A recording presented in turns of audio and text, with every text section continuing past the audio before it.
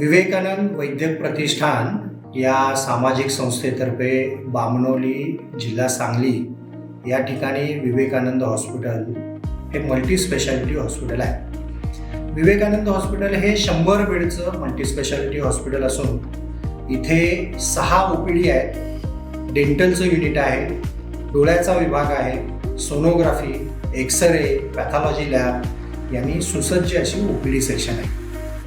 या हॉस्पिटलमध्ये 3 operation theatre आहेत. त्याच्यामध्ये डोळ्याचं ऑपरेशन थिएटर आहे, एक मेजर ऑपरेशन थिएटर आहे, एक मायनर ऑपरेशन थिएटर आहे. ICU 11 बेडचं आहे, NICU 11 बेडचं आहे.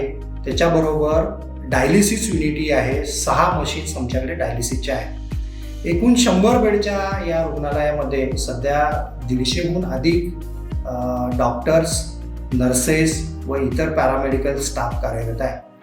हॉस्पिटलमध्ये general medicine, gynaec, ortho, surgery, paediatrics, neurosurgery, plastic surgery, cancer surgery, chemotherapy असे सगळे विभाग हॉस्पिटलमध्ये सध्या कार्यरत आहेत. सध्या हॉस्पिटलमध्ये सांगली जिल्ह्यातनं, सातारा, कोल्हापूर, विजापूर, बेळगाव इत्यादी जिल्ह्यातनं रुग्ण येत आहेत. गेल्या 7-8 वर्षामध्ये 10 लाखापेक्षा अधिक OPD पेशंट या रुग्णालयामध्ये उपचार करून यशस्वीरित्या बरे केलेले आहेत. शिवाय जवळजवळ 2.5 लाखापेक्षा अधिक पेशंट इथे ॲडमिट झालेले आहेत आणि त्यांच्यावर पण यशस्वी उपचार झालेले आहेत.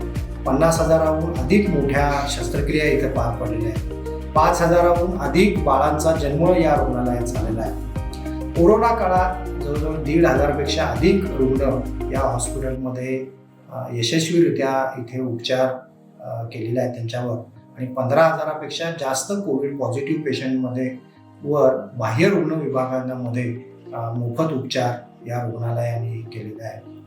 एकूण या ट्रस्टमार्फत 25 प्रकल्प सांगली जिल्ह्यातल्या 150 गावामध्ये सुरू आहे.